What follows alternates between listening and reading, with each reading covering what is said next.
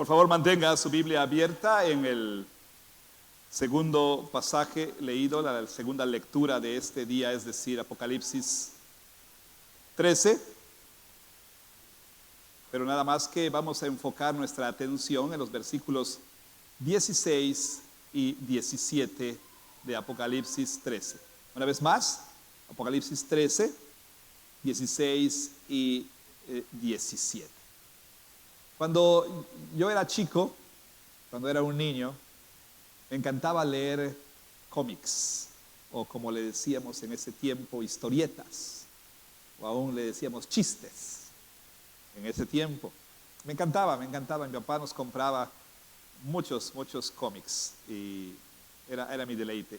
Pero en la mayoría de estos cómics había una sección entera, a veces una página, 2 páginas, donde se anunciaba toda clase de aparatos, de cosas muy, como dirían en mi generación, muy padres, o como dice la chaviza, muy chidas. Vaya, y me encantaba esa sección. Y entre los aparatos que vendían ahí, estaban los lentes de visión de rayos X. No sé cuántos de ustedes recordarán esto, gente de mi edad o mayor, estos lentes de rayos X. Yo estaba fascinado por lo que leía ahí, porque el anuncio prometía que al usar estos lentes, uno iba a ser capaz de ver a través de las paredes o de las puertas, y bueno, también a través de la ropa, pero eso es otra historia, y no vamos a hablar de eso, ¿verdad? Y pues obviamente yo estaba fascinado con los lentes y quería mis lentes de visión de rayos X. Y sobre todo porque mis amigos y yo teníamos así como que habíamos formado un grupo de espías, ¿no? Y entonces ese iba a ser un buen recurso para nuestro trabajo de espías. Bueno, nunca realmente me compraron los lentes de visión de rayos X, pero piénsalo por un momento, ¿no sería así?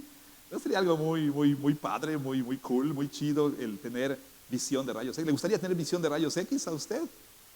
Algunos sí, algunos no. Pero bueno, sin importar, vaya, que si a usted le gustaría o no le gustaría, permítame decirle que el libro de Apocalipsis le da a usted visión de rayos X espiritual. El libro de Apocalipsis es, en un sentido, esos lentes de rayos X. ¿Por qué?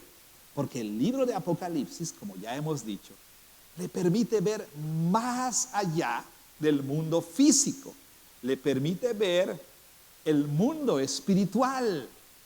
Le permite ver aquello que sucede más allá de lo que estos ojos físicos pueden ver. Y en particular, el libro de Apocalipsis le permite ver o mejor dicho, quién está detrás de todos los conflictos y de todos los sufrimientos que como cristianos podemos enfrentar, o que la iglesia ha enfrentado, o bien que la iglesia enfrenta y enfrentará aquí en el mundo.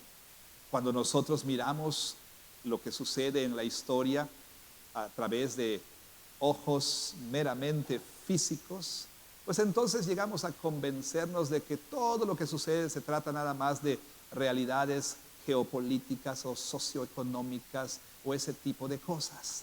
Pero el libro de Apocalipsis nos ayuda a ver más allá de lo que sucede en la política, de lo que sucede en la economía, de lo que sucede en la sociedad, y nos permite ver lo que ocurre en el mundo espiritual y cómo lo que ocurre en el mundo espiritual se relaciona con y afecta a lo que sucede en el mundo físico. Ahora, estamos nosotros en la segunda sección principal del libro de Apocalipsis, y como ya hemos dicho, hay varias maneras de bosquejar el libro. Hay muy buenos bosquejos. Yo le he propuesto uno muy sencillo: un prólogo, un epílogo, 4 visiones principales. Pero, como dice William Hendrickson, y ya lo hemos dicho, y lo diré una vez más para beneficio de aquellos que se nos unen hoy, o para recordarle a usted también que si bien podemos bosquejar el libro de Apocalipsis de muchas y buenas maneras, el libro tiene esta macroestructura, dos secciones principales, capítulos 1 al 11, capítulos 12 hasta el final del libro. En la primera sección, usted ve lo que ocurre sobre la superficie, usted ve lo que ocurre en nuestro mundo, y en particular el libro de Apocalipsis nos habla de los sufrimientos y conflictos que la iglesia enfrenta en el mundo. Pero cuando llegamos al capítulo 12, entonces nos ponemos estos lentes de rayos X. ¿Por qué? Porque a partir del capítulo 12 se nos permite ver el conflicto espiritual más profundo. Y se nos introduce a la causa, al origen de lo que la iglesia enfrenta. Y entonces, a partir del capítulo 12, conocemos a el perpetrador, aquel que está detrás o debajo de los sufrimientos de la iglesia, obviamente bajo la soberanía de Dios. Se nos introduce a un dragón, la serpiente antigua, el diablo y Satanás, que está en una guerra cósmica en contra de Cristo y de su iglesia. Derrotado ya por Cristo, Él ha decidido hacer guerra en contra de la iglesia, en contra del resto de la simiente de la iglesia, que es los cristianos fieles a la palabra de Dios. Y para ello, entonces, Él hace uso de dos agentes, dos colaboradores, dos terribles bestias. Una bestia que sale del mar, la cual representa todo gobierno, todo imperio, todo poder geopolítico o económico, socioeconómico, que se opone a Cristo y a su iglesia y que persigue a la iglesia. Pero esta bestia terrible, el poder civil perseguidor, es asistida por otra bestia, una segunda bestia, una bestia que viene de la tierra, que parece un cordero pero habla como dragón. Y esta bestia es el vocero de la primera. Esta bestia es aquel que ejerce la autoridad de la primera bestia. Es aquella que hace que todos los moradores de la tierra, es decir, los incrédulos, adoren a la bestia. ¿Y cómo lo hace? Bueno, esta bestia que representa la falsa religión, cualquier religión falsa, cualquier ideología falsa, cualquier sistema de pensamiento falso, cualquier filosofía falsa, ¿sí? que esté en contraposición a lo que Dios enseña en su palabra. Bueno, esta segunda bestia entonces hace que los moradores de la tierra adoren a la primera bestia por medio de engaño. Parece un cordero, pero habla como dragón. Su lenguaje es engaño, es mentiras, es falsedad. Habla el idioma de Satanás, el cual es la mentira. Pero además logra que las personas adoren a la bestia, bueno, por medio de milagros y demás. Y por supuesto también recurriendo a otros medios para forzar a la gente a adorar a la primera bestia. Y es ahí donde estamos, así que vamos a orar. Padre, le damos muchas gracias por tu palabra y rogamos en el nombre precioso y maravilloso de Jesucristo, nuestro Señor, que nos hables a través de este pasaje de tu palabra. Te pedimos por quien lo expone, dale la gracia de hacerlo con fidelidad, con claridad, de tal manera que por obra de tu Espíritu Santo podamos responder a tu palabra en obediencia y fe. Podamos, Señor, dar nuestra lealtad a Cristo y solamente a Cristo. Pues te lo rogamos para tu gloria en su nombre. Amén. Bueno, creo que usted habrá escuchado, o tal vez no, si es así, permítame decirle, que cuando los gobiernos del mundo empezaron a promover y hasta cierto punto forzar la vacunación, cuando la vacuna para el COVID-19 empezó a administrarse pues, prácticamente en toda la tierra, cristianos bien intencionados empezaron a publicar pues en sus blogs o tal vez poner videos en internet o publicar libros afirmando que la vacuna del COVID-19 era o es la marca de la bestia. Estoy convencido de que varios de ustedes escucharon esto, que tal vez no todos, pero bueno, durante algún tiempo en muchas iglesias, en muchos púlpitos y en muchos sitios web cristianos, etcétera, etcétera, había esta discusión sobre si la vacuna anti-COVID sería la marca de la bestia. Eso no es algo nuevo, por supuesto. ¿A qué me refiero? A tratar de tomar algún elemento contemporáneo y afirmar entonces que a eso se refería Juan cuando escribió de la marca de la bestia. En los años 70, finales de los 70, principios de los 80, de hecho, mediados de los 80, en ese entonces la propuesta era que la marca de la bestia pues es el código de barras.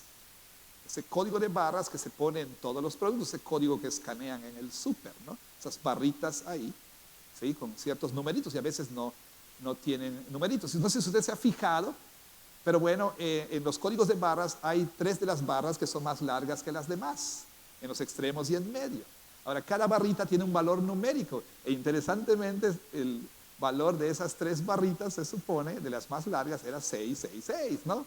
Y bueno, así que a principios de los 80 un amigo me compartió un par de libros. Uno se llamaba el Nuevo Sistema Monetario y el otro se llamaba La Marca de la Bestia. Y pues yo, siendo un adolescente recién convertido al cristianismo, me devoré esos libros y entonces, emocionado, le pedí permiso a la directiva de la iglesia para que me permitieran dar un estudio bíblico acerca de la marca de la bestia.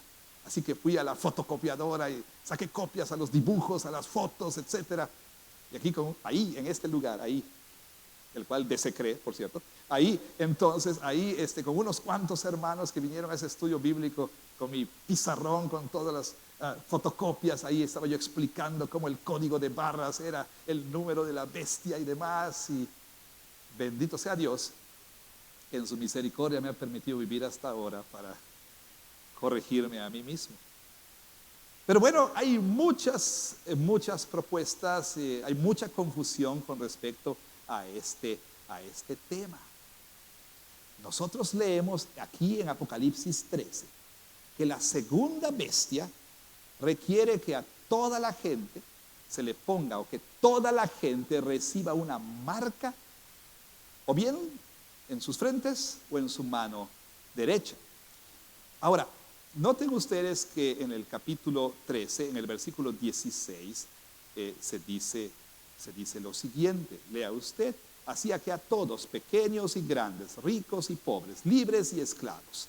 Bueno, esta yuxtaposición o el, vamos a decirlo así, poner ahí uno junto a otro, términos opuestos, pequeños, grandes, ricos, pobres, libres, esclavos, es un recurso literario que sirve para enfatizar la totalidad de la sociedad humana, como vemos en otros pasajes en el libro de Apocalipsis, como en 11:18, 19:5, 20:12, etc.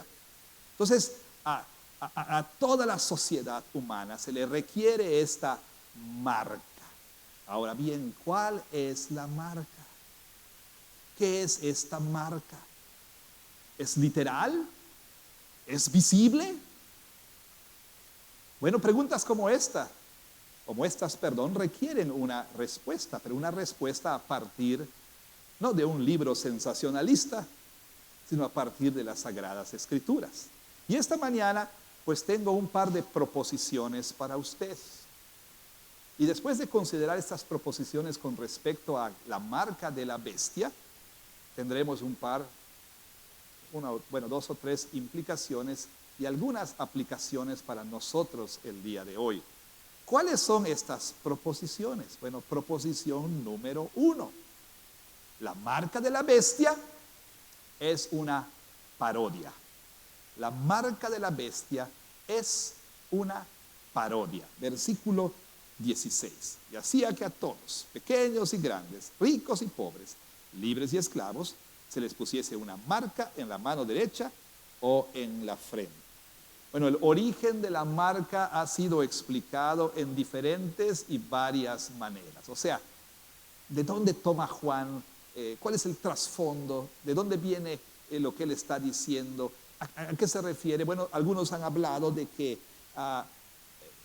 lo que está detrás de esta marca es la práctica de pues marcar esclavos o soldados, particularmente esclavos rebeldes o soldados capturados en la guerra, o que se refiere a tatuajes religiosos usados por personas devotas a varios dioses, quienes a menudo eran marcados para indicar su devoción leal a ese dios.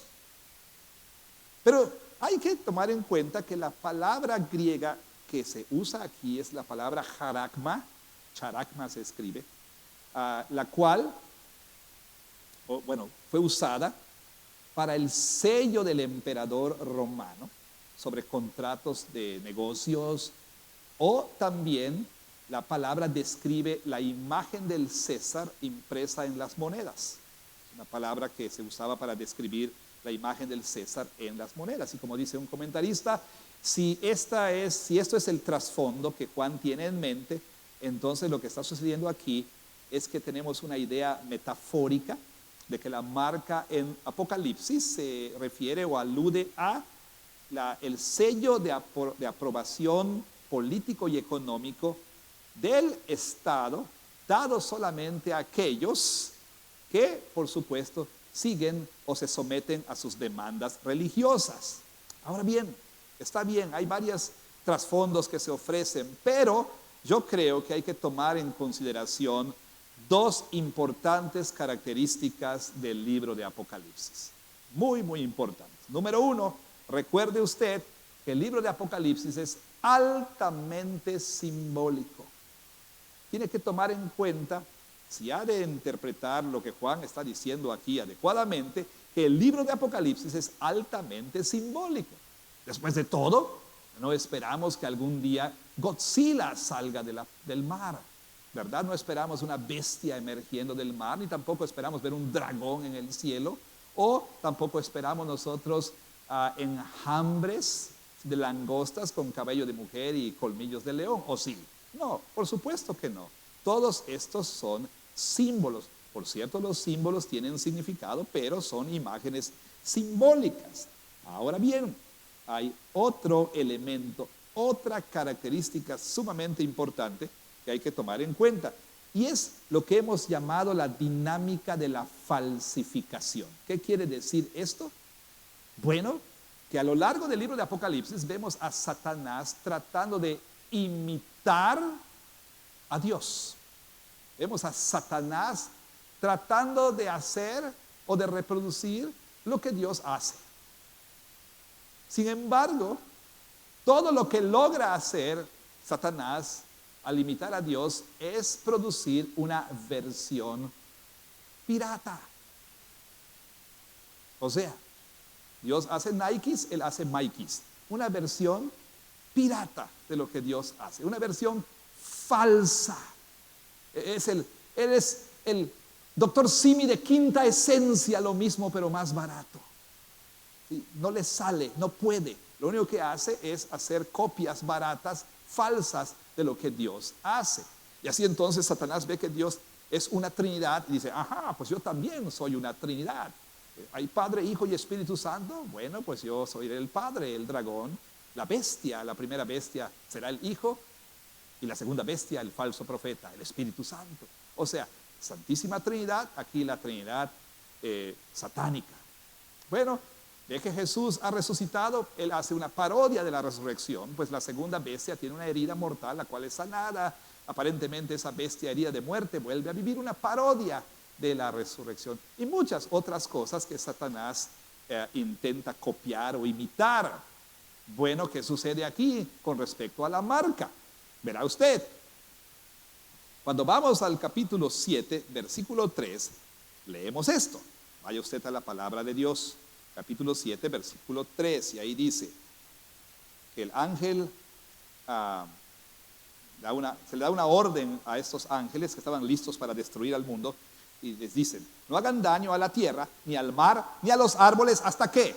hasta que hayamos sellado en sus frentes a los siervos de nuestro Dios.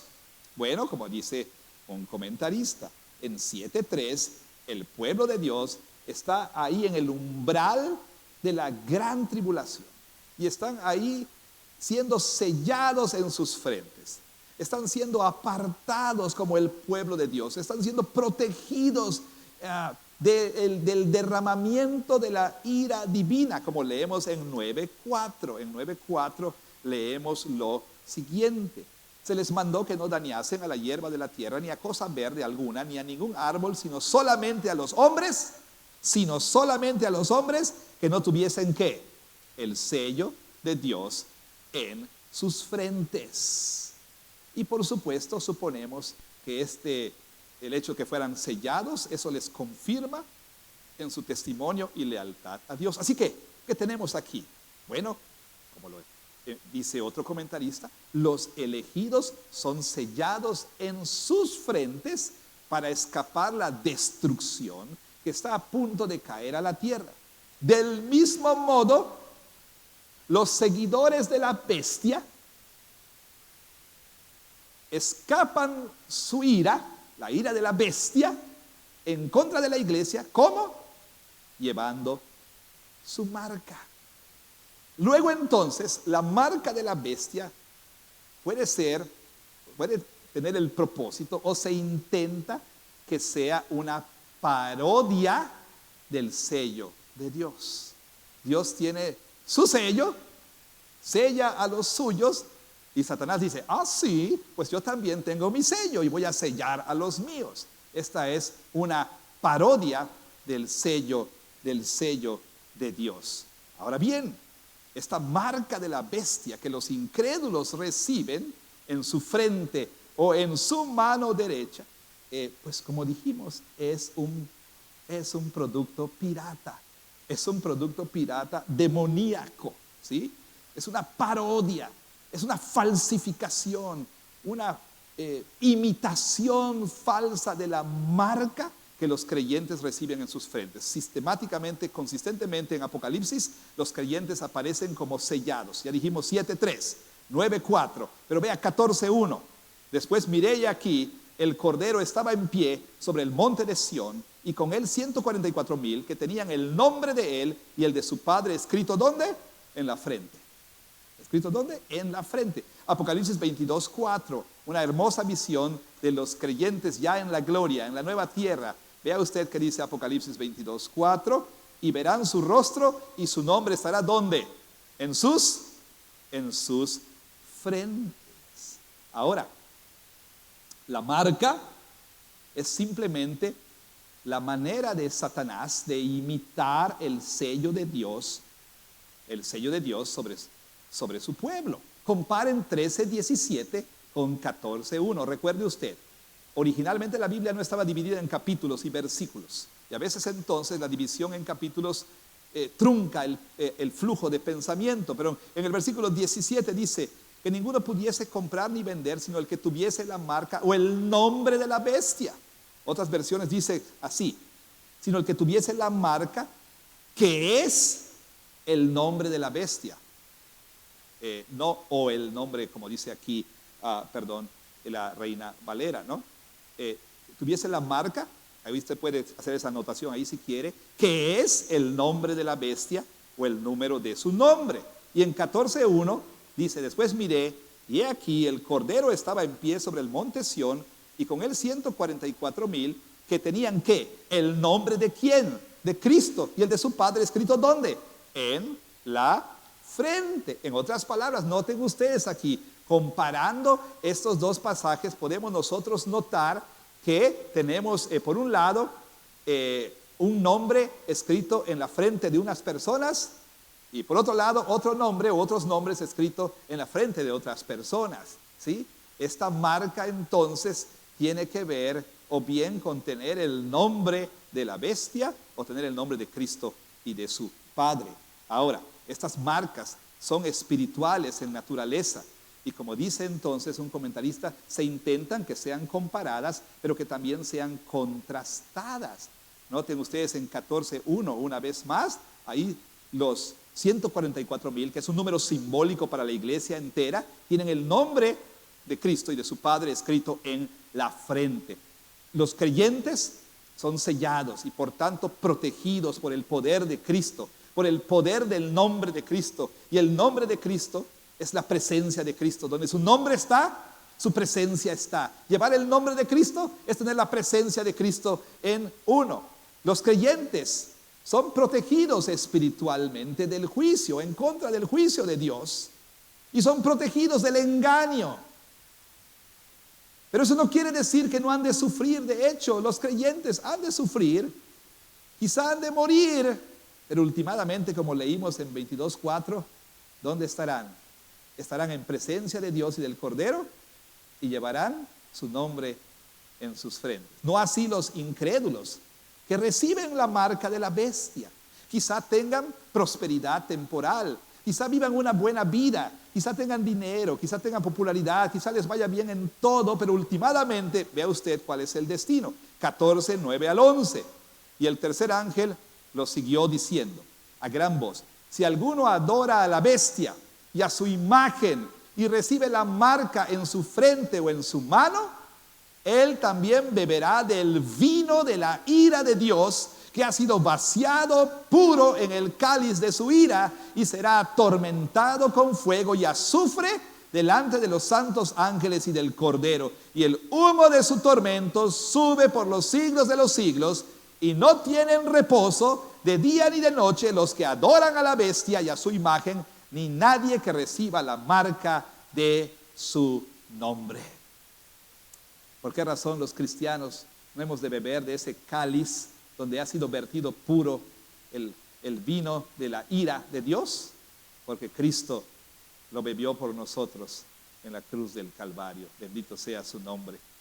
Entonces, hermanos, ¿qué significa tener la marca de la bestia en la frente o en la mano? ¿Qué significa? Bueno, la marca es un símbolo ¿de qué? De que la bestia posee y controla a sus seguidores. Es un signo o un símbolo de pertenencia, de posesión y de control. Posee y controla a sus seguidores tanto en qué? En sus pensamientos, la frente, y en sus obras, la mano derecha. Es un símbolo de que él posee y controla a sus seguidores tanto en pensamiento como en obra. Así que la marca de la bestia es un símbolo de lealtad absoluta a la bestia. Entonces, ¿qué tenemos aquí? Dos grupos espirituales de gente: los sellados por Dios y los que tienen la marca de la bestia. Los sellados por Dios y los que tienen la marca de la bestia. Recibir la marca de la bestia significa que la persona es devota, que es un verdadero seguidor de la bestia. Y en este sentido, recibir la marca de la bestia significa dar la lealtad de uno a la bestia. Esto es una parodia. ¿Y una parodia de qué? Del bautismo cristiano, donde nosotros prometemos lealtad absoluta ¿a quién? A Cristo Jesús.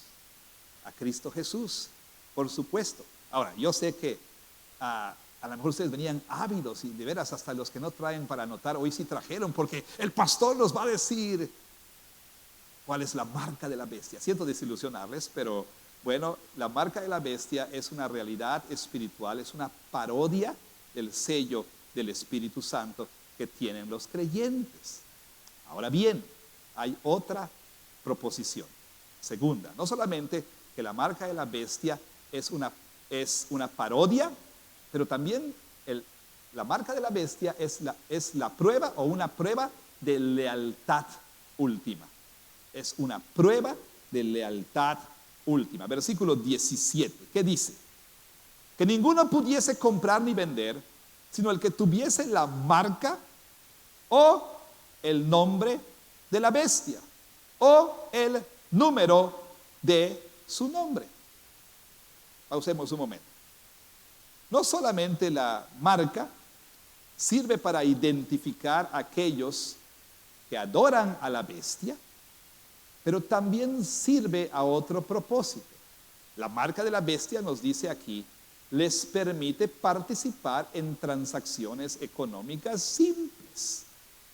Para ponerlo de manera sucinta, el que no tiene esa marca o el que no tenga esa marca no podrá. No podrá, como dice aquí, ni comprar ni vender. Ahora, ¿cuán visible es esa marca? ¿Cuán visible? Probablemente no es visible en lo absoluto. Como ya hemos dicho, es una realidad espiritual. Vaya, algunos quizá piensan, no, es que esto ha de ser una especie de tatuaje o de marca o de microchip o algo así. Bueno, le pregunto, pausemos un momento. ¿Acaso el sello del Espíritu Santo es literal? ¿Tenemos un sello? Cuando usted creyó, ¿le pusieron un sello? Vaya, cuando usted creyó en Cristo, ¿le pusieron una marca en su mano derecha o en su frente? Si es así, hay puro incrédulo aquí porque no veo ninguna marca. Al menos no hay ninguna marca visible. ¿Qué es ese sello? El sello de Dios, ¿cuál es? Es el Espíritu Santo, como leímos y cantamos esta mañana, del cual Pablo nos habla tanto en Efesios 1:14, como también nos habla en 2 Corintios 1:22. ¿Qué es el sello de Dios? El Espíritu Santo. ¿O es que piensa usted que cuando lleguemos al cielo y estemos en las puertas del cielo, ahí a la entrada, ¿verdad? Del cielo, estará San Pedro ahí con su lector infrarrojo y usted va a pasar y ¡tit! Adelante, ¡tit! Adelante, ¿no? ¡Tit! Adelante, ¡tit! Adelante, ¡tit! Adelante. No, ni modo, no puedes entrar. No. San Pedro, amor, es mi sudor, seca mi sudor, sí, dale otra vez. ¿Acaso piensa usted que va a haber un lector ahí para leer el sello que Dios le puso? ¿O el Espíritu Santo le implantó un chip subcutáneo en algún lado? No. Esas son realidades espirituales, ¿sí?, que se mencionan en forma simbólica. De la misma manera, esta marca de la bestia simplemente significa que la persona es un incrédulo y que le da su lealtad a Satanás a través de sus agentes, la bestia, el falso profeta. Pero la pregunta continúa, ¿no es cierto? Pero, pastor, aún así, ¿no podrá ser una marca visible? No cabe la posibilidad de que también sea algo literal y visible. Bueno, tal vez, probablemente, la marca de la bestia en tiempos de Juan el apóstol, año 95, año 96, simbolizaba la lealtad absoluta al imperio romano, la lealtad absoluta al culto imperial, a la adoración del César romano, del emperador romano. Ahora bien, hay un problema.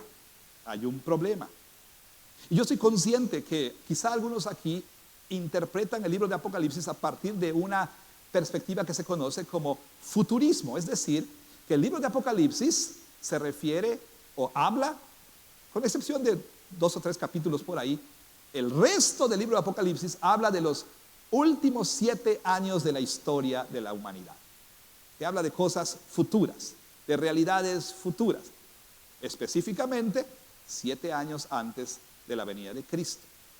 Bueno, si eso es lo que usted piensa, entonces, bueno, considere por un momento lo siguiente. ¿De qué serviría el libro de Apocalipsis a los que lo recibieron por primera vez? Vaya, cristianos, esas 7 iglesias que representaban a las iglesias de Asia Menor en ese entonces, ellos dirían algo así como: bien, qué bueno, Juan, gracias, pero no me ayuda de nada saber lo que va a pasar en el futuro 7 años antes de que Cristo venga. No, por supuesto que no. El libro fue escrito originalmente para esa audiencia y tuvo una aplicación inicial para esos tiempos. Entonces, para los cristianos que recibieron este libro por primera vez, bueno, la marca de la bestia probablemente significó lealtad absoluta al imperio romano. Pero hay un problema, y este es el problema, y usted puede hacer su propia investigación. Vaya, usted puede ir a Google, no ahorita, después, y hacer su propia investigación, pero no hay registro en la historia de ninguna marca visible, tatuaje o lo que usted quiera, impuesto por algún César romano. No hay, no existe. No hay ningún tatuaje, ninguna marca que se requiriera puesta en la mano derecha o en la frente. No hay registro histórico de esto. Entonces, aquellos que insisten que la marca tiene que ser algo literal, pues tienen este gran problema, porque al menos en tiempos de Juan, tal cosa no existió.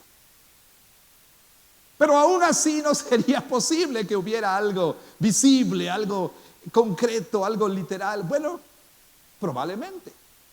¿Cómo se vería la marca de la bestia en tiempos de las iglesias a las que Juan les escribió? Si usted va de regreso a capítulo 2, versículo 9, recordará algo que dijimos cuando hablamos del mensaje a la iglesia de Esmirna. Si usted no estuvo aquí, puede ir a nuestro website y buscar este sermón ahí en los recursos, ahí donde dice sermones, y busque el mensaje a la iglesia de Esmirna. En capítulo 2, versículo 9, Jesús le dice a esta iglesia: yo conozco tus obras y tu tribulación y tu pobreza. ¿Qué estaba ocurriendo? En aquellos tiempos, como hasta el día de hoy, había sindicatos, había unión de zapateros, unión de talabarteros, unión de lo que usted quiera, ¿no? Había sindicatos. Y como hasta el día de hoy, aquí en Yucatán de pronto vemos esto, sobre todo en las poblaciones no tan urbanas, vemos que en las ferias del pueblo hay gremios y desfilan el gremio de los albañiles, el gremio de los carniceros, y siempre van cargando a su santo patrono, ¿no? Bueno, en esos días también estos sindicatos, estas uniones tenían a sus santos patronos, a sus dioses. Y todos los que tenían de alguna manera la intención de pues, participar en la vida comercial tenían que pertenecer a esas uniones. Y se les requería participar en los festivales y ofrecer sacrificios a esos dioses. Cualquiera que no participara era expulsado y no se le permitía, se establecía un boicot, no se le permitía ni comprar ni vender. Entonces los cristianos de ese tiempo estaban enfrentando tribulación porque no podían ni comprar ni vender. Y entonces la consecuencia era pobreza. Y Jesús dice: yo conozco tu pobreza, pero tú eres rico, decía el Señor Jesús. Aunque eres pobre, tú eres rico, muy rico. Bueno, espiritualmente, por supuesto. Ahora, pero quizá lo más cercano a una marca real es algo que se conoce como el libellus en latín. ¿Qué es el libellus? El libellus era un certificado, ¿sí? Un certificado, un documento que se expedía, un certificado. Ahora, este certificado era este documento que, por supuesto, valga la redundancia, certificaba que la persona había ofrecido sacrificios a los dioses y al César. ¿Sí? Entonces, para que a usted le dejaran en paz, tenían que mostrar su libellus, que usted había participado de los sacrificios. Por ahí se dice en la historia que había en el mercado negro, ¿no? Había su Santo Domingo en ese tiempo, ¿no? Ahí como en la Ciudad de México, ¿no? Donde uno conseguía no solo su certificado de prepa o su tesis de licenciatura, pero también, también podía uno encontrar, sí, usted sabe a qué me refiero, ¿no? Toda clase de documentos, ¿verdad? Y entre ellos, el libellus. Cristiano que pues no quería problemas, no quería ser perseguido, iba al mercado negro a comprar su libellus, ¿no? Bueno, es lo que se cuenta, es lo que se dice, falta constatar esto, pero lo que sí es cierto es que este documento existió. El único problema es que es un documento que existía en el siglo III y no en el siglo I. Entonces no se aplica a la situación inmediata de los creyentes a quienes Juan les escribió. Pero aún así, en tiempos de Juan, de alguna manera, las personas tenían que mostrar su lealtad al emperador. ¿Sí? Al emperador, al imperio romano. ¿Pero qué? De más allá del primer siglo. O sea, ¿qué en cuanto a los siglos posteriores? Bueno, existió este libellus. ¿Pero qué más allá? ¿Qué acerca de más allá de los primeros siglos? Bueno, como dice el doctor Hill, la marca de la bestia puede ser comparable a cualquier cosa en cualquier cultura que lo venda a uno a la bestia, que te venda a la bestia, ¿sí? Que te haga que tú te dobles y te vendas y te entregues y entregues tu lealtad a la bestia. Cualquier cosa en cualquier lugar. ¿Qué pudiera ser el día de hoy? Es lo que todos están esperando. No tengo respuesta. ¿Qué pudiera ser el día de hoy? ¿O qué será en el futuro? Una vez más, cualquier cosa que en cualquier cultura lo venda a uno a la bestia. Pero pensemos en algunos posibles candidatos. ¿Qué de las políticas de género? Ya en el mundo, profesores universitarios han perdido su trabajo. Profesores de preparatoria, de primaria,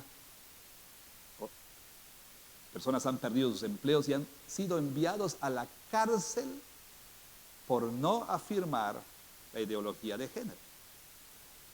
No estoy hablando de los países como China o algún otro lugar como este. Estoy hablando de países progresistas como los países escandinavos y europeos y Canadá e inclusive los Estados Unidos.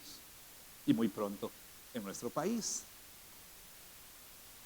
Yo estoy convencido de que no está muy lejos el día cuando usted no va a poder ni comprar ni vender a menos que afirme esta ideología.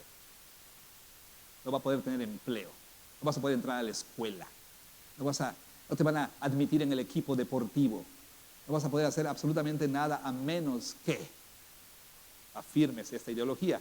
Ya hemos mencionado esto. Consulte la Agenda 2030 de la ONU, no ahorita, después.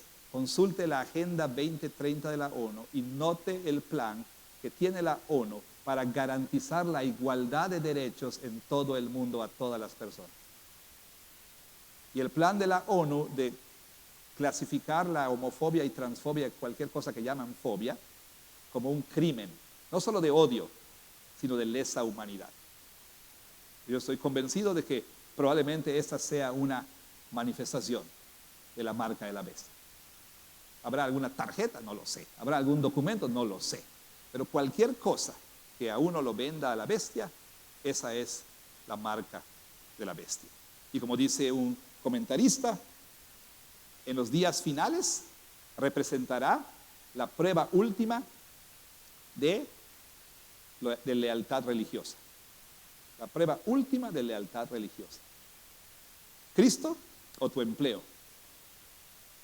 ¿Cristo o tu negocio? ¿Cristo o tus estudios? ¿Cristo o aceptación social? ¿Cristo o la libertad? ¿Cristo o la vida? Y como dice eso lo digo yo, pero dice este autor, solamente aquellos que estarán dispuestos a morir antes de comprometer su fe resistirán la marca del anticristo. Ahora bien, algunas implicaciones y aplicaciones para concluir. Número uno. Primero tenemos que aprender aquí, a partir de estas dos proposiciones que hemos visto, que la humanidad se divide en dos grupos. Los que pertenecen al Señor y los que pertenecen a la bestia o al dragón. ¿Okay? Dos grupos, no más. No hay tres, no hay cuatro, dos. O pertenecemos al Señor o pertenecemos a la bestia. Bueno, y entonces estos dos grupos son marcados por dos marcas o sellos distintos. Los creyentes han recibido el sello del Espíritu Santo, el cual les identifica como parte del pueblo de Dios, el cual garantiza esta fe hasta el día final, como cantamos, el cual nos protege del juicio de Dios. Ahora, ¿hay alguna manifestación visible de este sello? Sí la hay. ¿Sabe qué se llama? ¿Sabe cómo se llama, perdón? Bautismo. Bautismo. El bautismo es la manifestación visible de ese sello. Como el otro sacramento, el bautismo es una señal y un sello del pacto de gracia. Y quien recibe el bautismo es sellado, y entonces eso significa que le pertenece a Cristo, que pertenece a su pueblo, y que esta persona le da su lealtad a Cristo. por encima de otras lealtades, por encima aún de nuestra lealtad a padre o a madre, como dice el mismo Señor Jesús. Así entonces, el bautismo es una declaración pública, visible, simbólica, literal, de que he sido sellado con el Espíritu Santo. ¿Puede ser que alguien reciba el bautismo sin haber sido sellado con el Espíritu Santo? Claro, absolutamente. Es posible que alguien llegue ese día y diga: Señor, pero fui bautizado. Sí, pero solo recibiste el bautismo. Nunca creíste en Cristo. Realmente nunca fuiste regenerado. Te bautizaste porque abrazaste el cristianismo para abrazar a la cristiana, ¿no? Te bautizaste porque te lo requirieron para cantar en el grupo de alabanza. Te bautizaste pero nunca recibiste a Cristo. Entonces es muy importante que entendamos esto. Pero ahora, normalmente, el que es bautizado declara públicamente que es creyente en Cristo, y esa realidad interna se manifiesta visiblemente por medio del bautismo. Entonces, aquí hay una implicación. Hay algunos de ustedes, y lo digo con todo respeto, que han asistido a esta iglesia por mucho tiempo, que han resistido el bautismo. O padres cristianos que no están tomando en serio el bautizar a sus hijos. Esto es más serio de lo que usted piensa. Esto es el sello que nos identifica, nos separa del mundo y nos identifica como cristianos. Ahora, ¿quién tiene la marca de la bestia? O sea, es que yo nunca he recibido ninguna marca de ninguna clase. Sí, tengo un tatuaje aquí de que dice mamá, pero eso es todo. No tengo ninguna otra marca, nada más. Nunca he recibido la marca de la bestia. Seré bestia, pero no tengo ninguna marca. No, no es cierto. Bueno, ¿dónde está la marca? Bueno, ¿qué quiere decir que usted tiene la marca de la bestia? De manera simple y llana, usted es un incrédulo. Usted no cree en Cristo. Usted no le pertenece a Cristo, pertenece a Satanás. Los que hemos creído en Cristo, dice Pablo, hemos sido trasladados del reino de las tinieblas al reino de su amado Hijo. Y hemos sido sellados con su Espíritu Santo. Ahora, la otra implicación es esta: lealtad. Lealtad en pensamiento y en obra. En pensamiento y obra. La manera en que usted piensa, la manera en que tú piensas, identifica a quién perteneces. Las ideologías que sigues, las ideas que sigues, los patrones que sigues, los patrones de pensamiento, las prioridades que tú tienes, el cómo tú piensas acerca de la vida, ¿sí? Todo eso te identifica o con Dios, con Cristo, o con la bestia. Tus acciones muestran dónde está tu lealtad.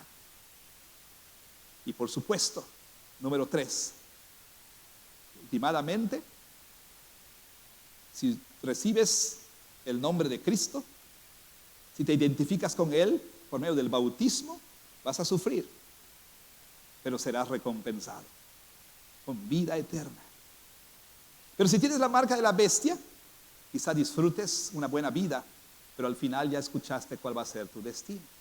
Cualquiera que recibe la marca de la bestia será lanzado al lago de fuego, donde será atormentado por los siglos de los siglos, sin descanso alguno. Ese es el destino para aquellos que tienen esta marca. Por el contrario, capítulo 14, versículo 1, como veremos en 2 semanas, si Dios quiere, o 3, no sé, nos dice que ¿dónde estarán los que tienen el sello de Dios? Junto al Cordero, con Él, por siempre, por siempre.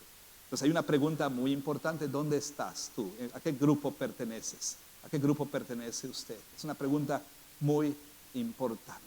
Tú podrás decir: no, yo pertenezco al Señor, pero tus pensamientos y tus acciones realmente corroboran que perteneces a Cristo. ¿Piensas cada vez más como Cristo? ¿Actúas cada vez más como Cristo? ¿O tu forma de pensar o tu forma de actuar se adopta y se amolda a los patrones de este siglo? Es algo que debes pensar muy seriamente. Bueno, y para concluir entonces, hermanos, cada día nosotros tenemos, por supuesto, pequeñas pruebas de lealtad. Pequeñas pruebas de lealtad a Cristo. Todo eso nos prepara para la prueba última. En dado caso de que el mundo requiera algo físico y literal, ¿estarás listo para este momento? Sí, estaré listo. moriré por Cristo. Pero pensemos en las pequeñas pruebas de lealtad de todos los días. Mentir, por ejemplo, para no tener una mala calificación o para ser aceptado por tus amigos. Decir, bueno, sí, ya no voy a poder ir al culto, pastor, porque pues mi equipo deportivo va a estar viajando y pues ya no voy a poder asistir los domingos. O, ¿sabe qué, pastor? Hay muchos estudios, o ese negocio me lo impide, o, bueno, podemos nombrar muchas cosas. Lealtad a Cristo, mi lealtad a Cristo, o esto, mi lealtad a Cristo o aquello, ¿sí? ¿Qué es más importante? ¿Qué es lo primero en tu vida? ¿Es ese negocio? ¿Es esa persona? ¿Es esa escuela? ¿Es esa carrera? ¿Es ese pasatiempo? ¿Es el dinero? ¿Es lo que tú quieras? ¿Es lealtad a Cristo o aquello? ¿Cuál es tu lealtad primaria? Si no somos capaces de pasar estas pruebas pequeñas de lealtad, ¿cómo seremos capaces de resistir aquel momento cuando nadie podrá comprar ni vender a menos que tenga la marca de la bestia? Por eso ahora mismo, tú que te llamas cristiano, pregúntate si estás siendo desleal a Cristo en pequeñas maneras, si estás haciendo pequeñas concesiones, si otras cosas son más importantes para ti, y si es así, arrepiéntete hoy mismo y ruega al Señor que te permita ser fiel en pequeñas maneras para que también lo seas en la prueba última. Que Dios bendiga su santa palabra.